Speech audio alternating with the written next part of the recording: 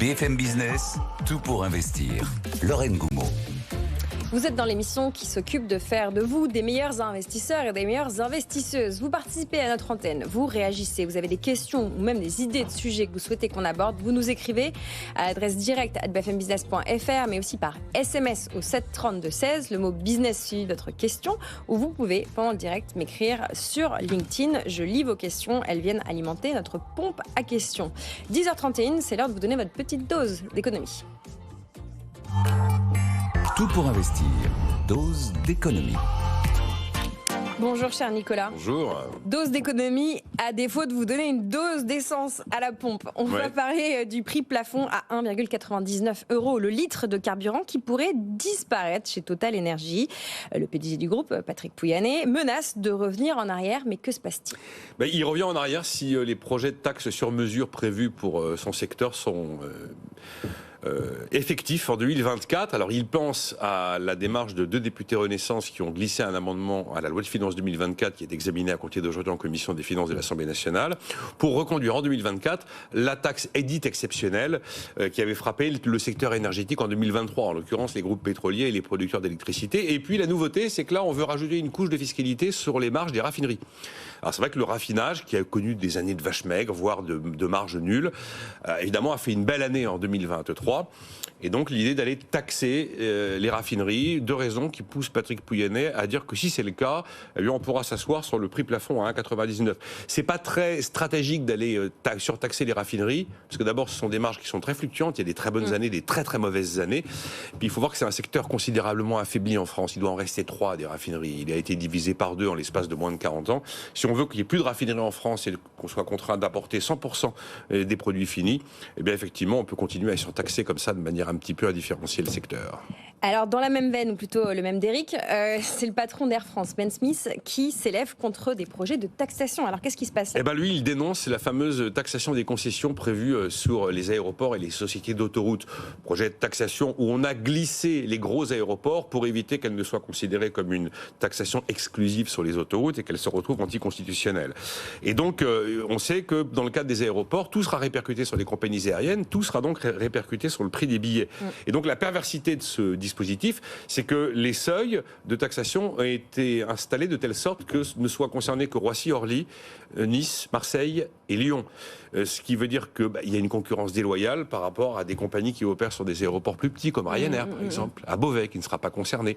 En plus, Ben Smith rappelle qu'il est quand même engagé à grands coups d'investissement dans des projets de décarbonation de l'aérien, c'est important. Est-ce qu'il faut taxer un secteur qui investit justement pour passer au vert ?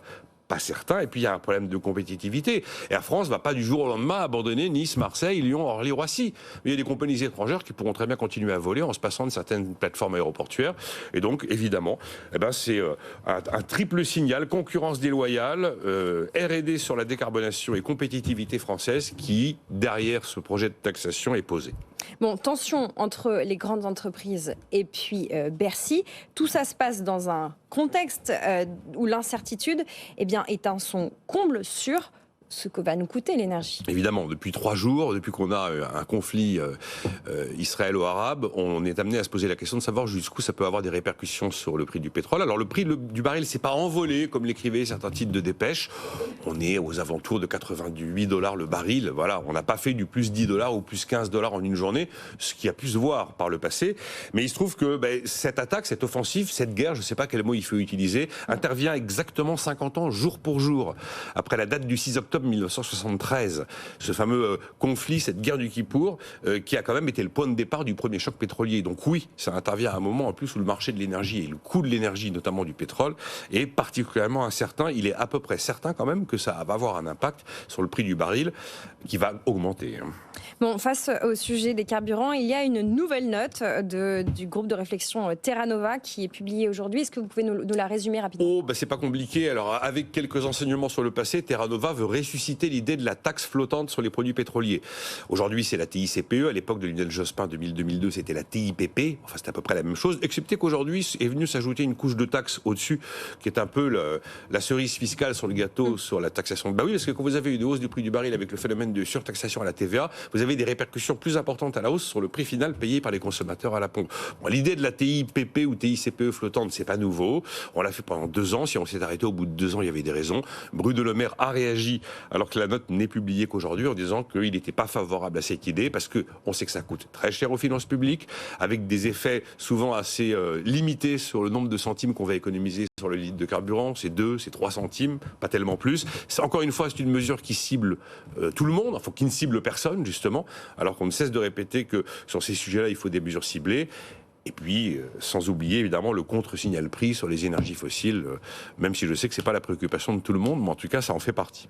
Qu'est-ce que vous nous disiez pendant la pub? Le concours Lépine de la fiscalité, oui, ça commence. Là, vous avez vu, on a on a l'aérien, on a les autoroutes, on a les groupes pétroliers. Vous avez vu le groupe patronal Impact France, là, qui propose de faire un impôt sur les sociétés modulable en fonction des gentils profits et des mauvais profits.